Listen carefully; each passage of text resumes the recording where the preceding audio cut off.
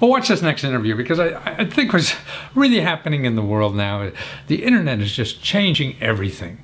I mean, now in underdeveloped countries or in developed countries, I mean, it's giving opportunities like never before. Now, this interview you're going to watch is a young woman from Canada. She worked with nonprofit organizations and things like that.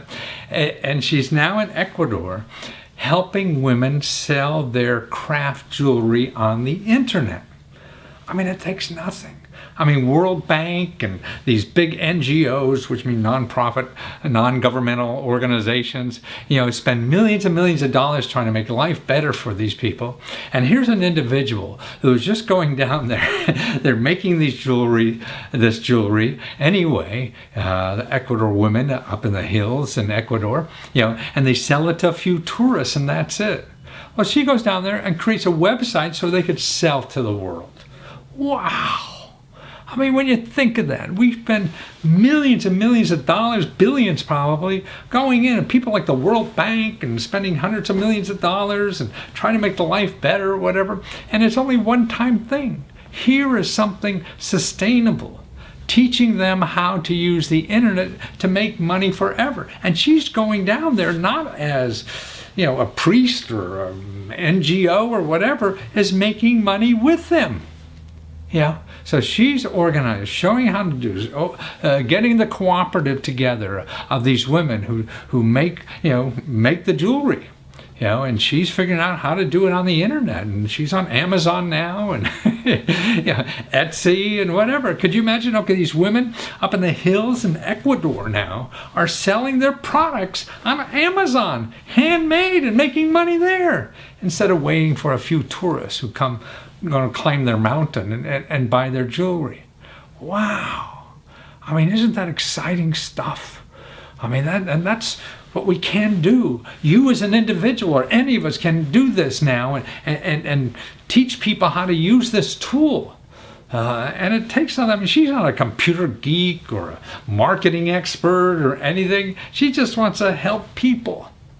And she sees this as a tool, and she's learning it herself. I mean, there's no big magic to it. We all could do it.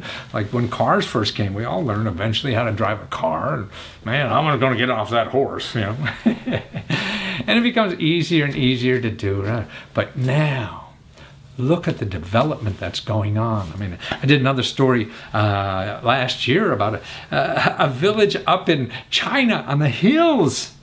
And everyone was going down to the city to work in factories. And the people in China didn't want to do that in this village up here. They wanted to stay with their families all day and not to have to go down to the village. So they started internet businesses. They got Wi-Fi up there and started internet business so they could stay at home family. And this interview, you'll see, this is what the women want to do. They would go and travel all week, be gone from home for a week to be a maid down in the city somewhere. Now they don't have to do that. They don't have to be a maid and not see their family or whatever all week, just on the weekends. Now, they could stay up in the village with their family all day, be there for the child or whatever, any problem. Man, what could be better than that? And that's what the technology is doing. It's making life better. It's getting people together. Now we have fabulous jewelry from, Ecuador that we would never see before. Unique stuff. Instead of getting the same old stuff everybody has, because you go into the big stores, they have to sell billions, and so they get the same thing that's the lowest level to appeal to most people, and that's not unique anymore. So watch this. Watch how this tool is so important to us, and it's going to happen whether you hook onto it or not. And that's my only hope, is that we all start learning how to use this in a more efficient way instead of saying, oh, that's for geeks or somebody else. No, it's you. So watch.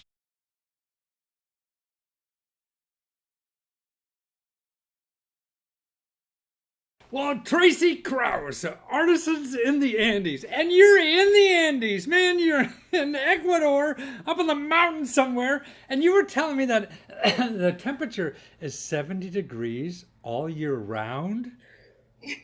That's right. Wow, and you're originally from Canada, so you'd be freezing your butt off now, even in Canada. That's for sure.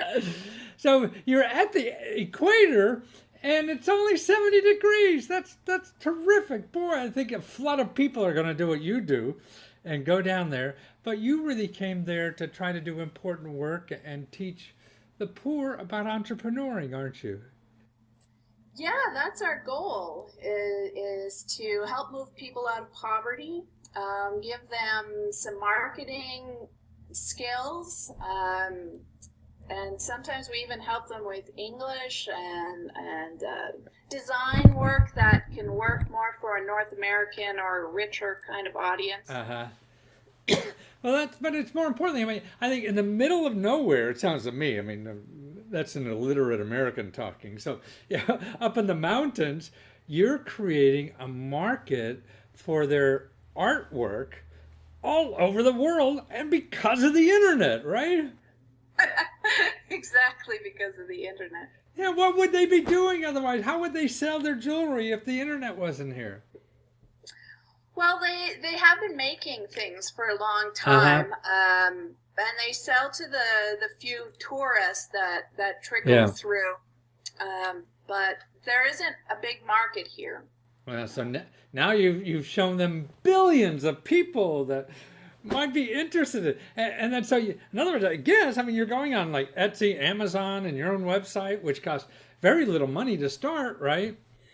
That's right. Yeah, and you just figure that stuff out, and you have these people there creating the materials. You're sharing everything with them, and so instead of having the World Bank come in and give them all kind of money, you're teaching them how to support themselves, aren't you?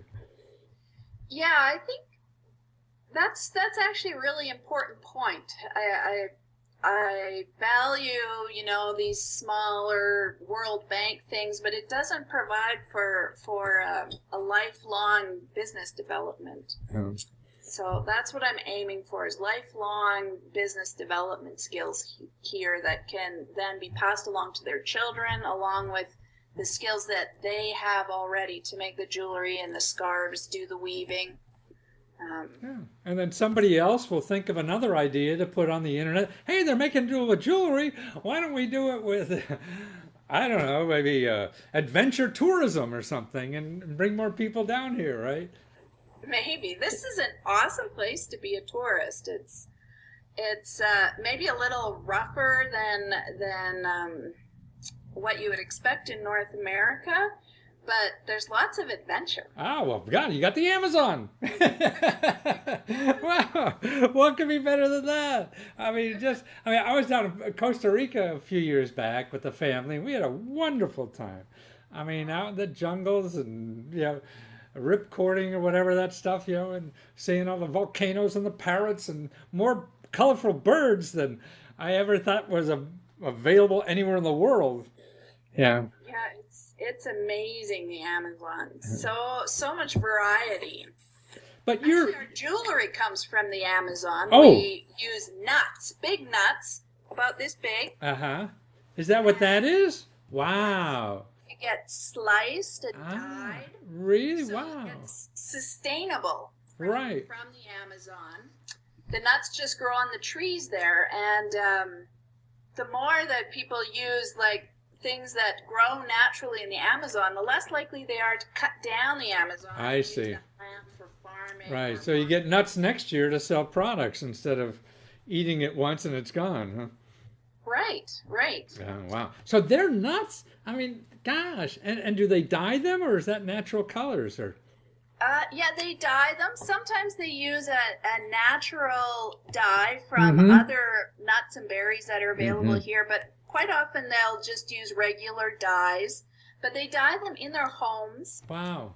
And slice them in their homes. So it's very much a cottage industry that I'm working with. Wow. Well, that's how we all start. I mean, whether it's Steve Jobs in his garage, or you halfway up the mountains in the Andes, in a little village, and these people working on it. That's what commerce is, the backbone of it, I feel, for anything. Yeah. So we're really working with the materials and skills that exist already here. We're just opening up the market more. I see. Showing them. So now, what kind of products are they? Is it bracelets and what other kinds of things?